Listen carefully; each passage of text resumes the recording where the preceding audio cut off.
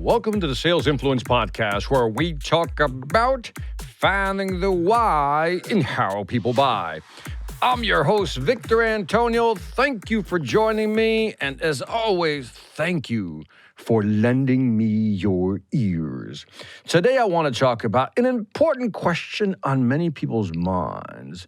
How many people should you have on a virtual call to make the meeting effective? How many people should you have on a virtual call to make the meeting effective? What is that number? I got something for you. But before I start, I got to give you a definition. I want to introduce a new concept that maybe many of you have never heard of, called the Ringelmann effect. Ooh, sounds cool already.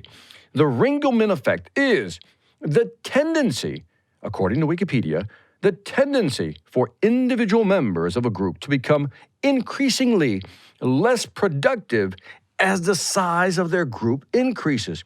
Now, this is a brilliant definition. The Ringelmann effect is the tendency for individual members of a group to become increasingly less productive as the size of the group increases. In order to kind of drive this visual home, basically what it's saying is that the more people involved, the less people contribute individually. What does that mean? Visualize for a moment a tug of war. If it's one-on-one, both people are going to put in maximum effort. But if now we put two people on each side, let's just say they're going to split that effort, and you add a third one, a fourth one, a fifth one, you get the idea. People will contribute less. In a tug of war, it's a great illustration. Again, people are involved in the task, but their average performance decreases, each participant tending to feel that their own effort is not critical. Oh, that's a big line right there. Let me say that again. Each participant tending to feel that their own individual effort is not critical. So that means people will pull less on the rope, if you know what I mean, when there's more people involved. Now, this really plays into virtual engagement on video-to-video calls. When we're doing group calls, the more people we have on a group call, the less likely they are to want to participate or fully engage. Now, 92%, according to one study, this is an interesting study, 92% of people admit to multitasking during a meeting.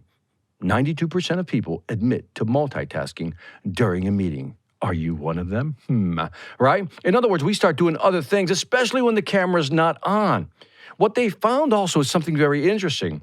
When it's face-to-face, when you're there face-to-face with somebody, the engagement rate is like 94%. But what they're finding is when you move to video, in other words, you're doing an online meeting virtually, you pay attention 41% of the time, almost half as much. But it kind of makes sense, right? Because if you're not engaged, you're just not paying attention. Or can I just say, if you're not paying attention, you're simply not engaged. And the more people in the meeting, the less engagement you will have.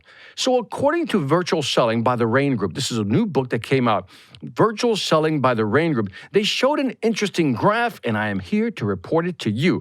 And they had this interesting graph, but let me just go bottom line on this one. You can go up to 4 people, and the engagement threshold is still possible. In other words, you can hit some serious engagement up to 4 people. But what you begin to quickly see is after 5 people, the ability to engage people, get them involved in the meeting, virtual meeting, becomes that much more difficult. So what is the magic number?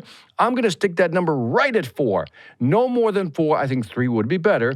But 4 is probably how big your meeting should be. Now, I know what you're thinking, but Victor, what if we have like 10, 20 people who that's mandatory that they be in the meeting? Well, that's another podcast.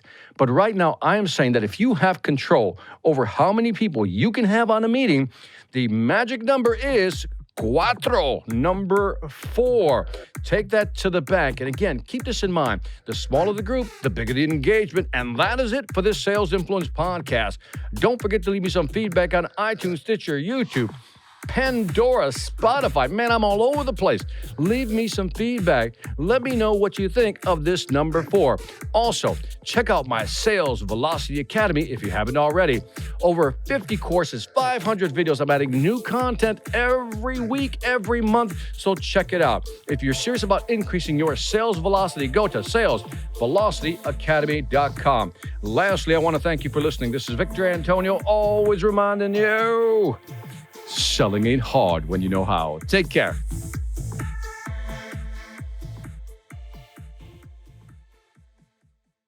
Hi, I'm Victor Antonio. I'm an author, sales trainer, and keynote speaker. I'm often asked, what makes a great speaker? Is it someone who delivers real content that the audience can use? Is it someone who engages the audience so they're part of the learning experience? Or is it someone who can motivate an audience to push them beyond their comfort zone and discover new abilities? The answer is yes. But the most important thing to remember is that I'm not there to look good. I'm there to make my client look good. Simply put, it's never about me, and it's always about them.